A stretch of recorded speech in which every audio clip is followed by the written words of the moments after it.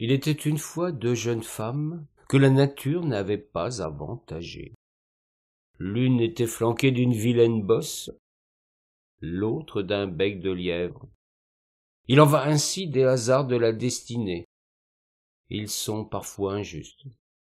Pourtant toutes les deux avaient réagi de manière fort différente. Guillemette, la bossue, était appréciée de tous.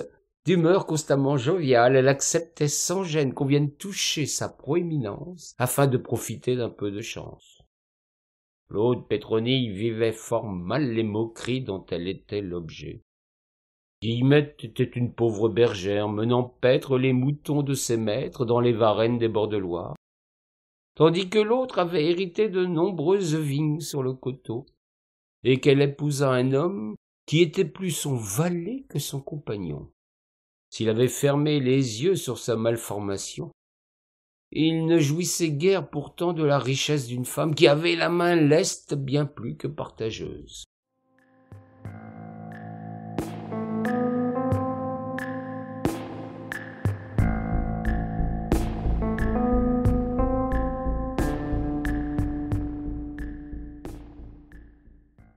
L'une était joyeuse en dépit de cette lourde présence derrière son dos. L'autre offrait visage mal aimable et se montrait avare tout autant que désagréable avec toute la compagnie. Naturellement, dans pareil cas, les deux femmes ne se fréquentaient pas. Pétronille, par jalousie sans doute, vouait une haine profonde à la brave bergère, du jour où, touchant sa bosse, elle n'avait pas obtenu de la providence que son bec de lièvre disparaisse à jamais. Chaque fois qu'elle en avait l'occasion, la vigneronne humiliait la bergère de railleries honteuses. Il en va ainsi de la nature humaine. Les sentiments ne sont pas toujours remplis de bonnes intentions. Un soir, qu'elle était partie à la recherche d'un mouton qui s'était écarté du troupeau et égaré sur les berges de la rivière, Guillemette plongea dans une forêt sombre. Elle avait entendu les bêlements de l'aventurier. Elle se dirigeait vers ses appels quand elle se retrouva devant un étrange spectacle. Des lutins faisaient ronde endiablés autour d'un chêne vénérable, arbre torturé par les années, ce qui lui conférait une allure fantomatique.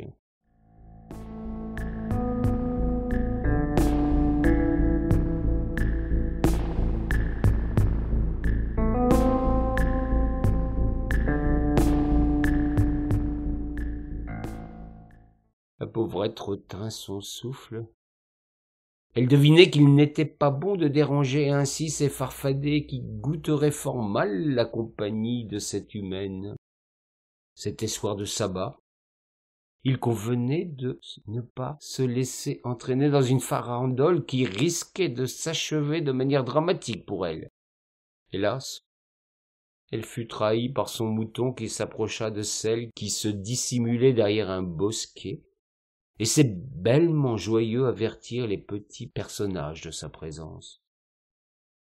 Le plus âgé des lutins, semble-t-il, se précipita à sa rencontre, courroucé qu'elle puisse ainsi assister à la cérémonie de ses compères.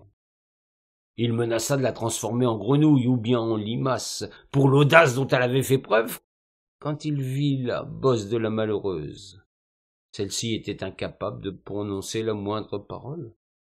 « Je devine que c'est toi, Guillemette, » lui déclara le petit être.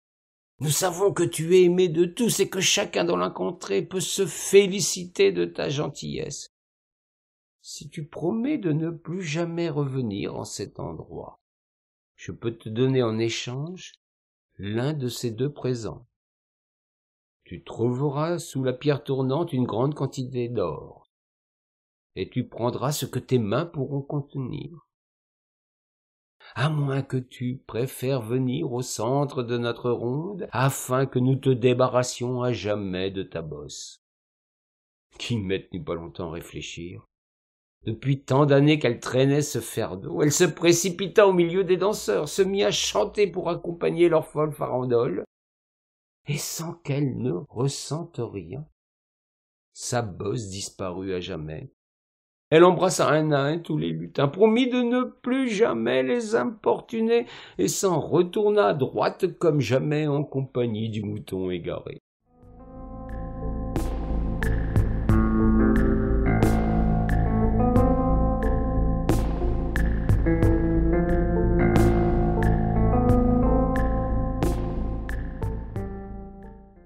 La nouvelle fit grand bruit dans toute la contrée. La bergère avait tombé sa bosse une nuit de pleine lune. Elle fut pressée de questions. Elle garda le secret, même si, sans doute, elle laissa transparaître 2 ou 3 petits indices. Pétronille fut si jalouse qu'elle mena son enquête.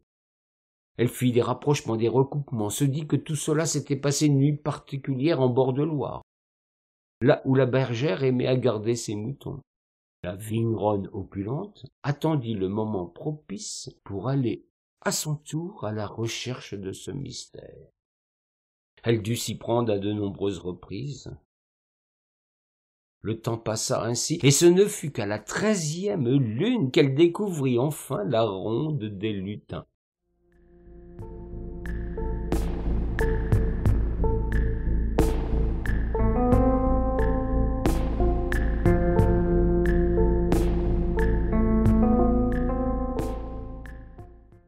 Elle alla jusqu'à eux sans même attendre qu'ils viennent à elle, se mit au milieu de leur farandole et demanda à ce qu'on la prive de son bec de lièvre.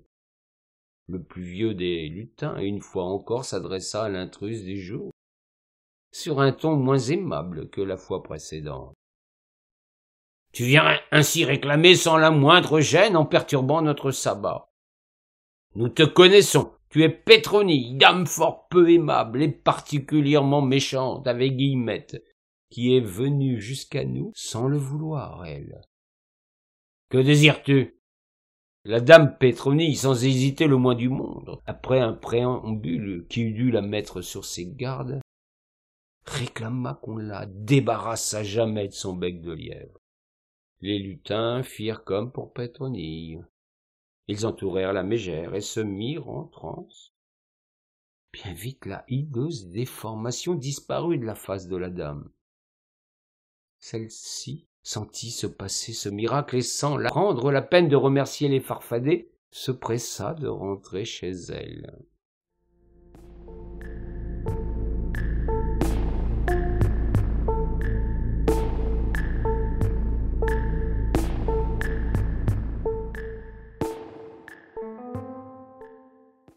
Elle fut reçue par son malheureux époux qui la reconnut à peine. L'homme qui, jusqu'alors, ne l'avait jamais embrassée, fit une telle grimace que Pétronille lui demanda la raison de cette réaction.